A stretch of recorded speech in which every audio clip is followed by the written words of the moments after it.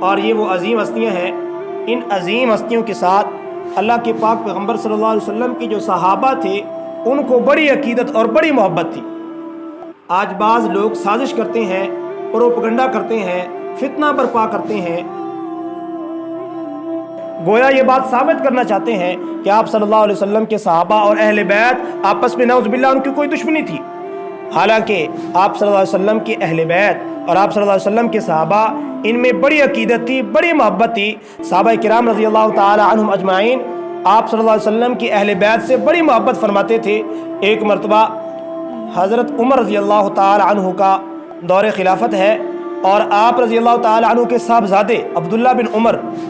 جیسے بچے ہیں آپس میں کھیل رہے تھے، تو حضرت عبداللہ بن عمر رضی اللہ تعالی عنہ کو حضرت حسین رضی اللہ تعالی عنہ نے ایک جملہ بولا، یبن الغلام، اے میرے غلام کے بیٹے۔ تو عبداللہ بن عمر امیر المؤمنین کے بیٹے ہیں، ان کو بڑا عجیب لگا، فوراً اپنے باپ کے پاس پہنچے اور یہ بات بتائی، یہ واقعہ بتلایا کہ ابا جان حسین نے مجھے آج یہ بات کہی ہے کہ اے میرے غلام کے بیٹے۔ تو حضرت عمر رضی اللہ تعالی عنہ نے فرمایا، کیا واقعی حسین نے تجھے کہا ہے؟ کیا واقعی حسین نے تجھے یہ بات کہی ہے کہ یبن الغلام، اے میرے غلام کے بیٹے؟ تو انہوں نے کہا جی ہاں ابا جان، حسین نے مجھے کہا ہے۔ تو بیٹے نے شاید سوچا کہ اب شاید ان کو کوئی سزا ملے یا ان کو کوئی بات کریں یا ان کو کوئی ڈانٹ پڑے گی، لیکن حضرت عمر رضی اللہ تعالی عنہ نے فرمایا، بیٹا جاؤ حسین کو کہو کہ یہ بات ایک کاغذ پہ لکھ کے مجھے دے دے، یہ بات ایک کاغذ پر لکھوا کر میرے پاس لاؤ کہ اللہ کے نبی صلی اللہ علیہ وسلم کے محبوب نواسے حسین نے مجھے غلام کہا ہے کہ میں ان کا غلام ہوں، یہ تو میرے لیے اعزاز کی بات ہے۔ جاؤ کاغذ پر پرچے پر لکھوا کر لاؤ کہ عمر اللہ کے نبی صلی اللہ علیہ وسلم کی اولاد کا غلام ہے، تاکہ کل قیامت کے دن اللہ کے نبی صلی اللہ علیہ وسلم کے سامنے وہ بات پیش کی جائے، وہ پرچہ پیش کیا جائے کہ اے پیارے حبیب صلی اللہ علیہ وسلم، آپ کی حیات طیبہ میں، آپ کی دنیاوی زندگی میں جب آپ دنیا میں تشریف فرماتے، جس طرح آپ کی اولاد کے ساتھ، آپ کے عزیز و اقارب کے ساتھ، آپ کے اہل بیت کے ساتھ ہم عقیدت اور محبت کیا کرتے تھے، اے اللہ کے حبیب صلی اللہ علیہ وسلم، ہماری عقیدت، ہماری محبت، ہمارا احترام، ہمارا ادب اہل بیت اطہار کا آپ کے جانے کے بعد بھی ویسے کا ویسا برقرار رہا ہے۔ تو اس بات سے یہ بات ثابت ہوتی ہے کہ اس اہل بیت نبی صلی اللہ علیہ وسلم کے ساتھ صحابہ کرام رضی اللہ تعالی عنہم اجمعین بڑی عقیدت اور محبت رکھا کرتے تھے۔ ایک مرتبہ کا واقعہ ہے، حضرت امام حسین رضی اللہ تعالی عنہ نماز جنازہ کے لیے تشریف لے گئے اور وہاں سے واپس لوٹے۔ آپ رضی اللہ تعالی عنہ چونکہ چلنے کی وجہ سے پاؤں مبارک پر، جوتوں مبارک پر گرد و غبار پڑ گیا، واپس آ کر بیٹھے تو اللہ کے پیارے حبیب صلی اللہ علیہ وسلم کے محبوب صحابی، پیارے صحابی، لاڈلے صحابی ابو ہریرہ رضی اللہ تعالی عنہ فوراً امام حسین رضی اللہ تعالی عنہ کی خدمت میں پہنچے اور اپنی کندھے پر موجود چادر اتاری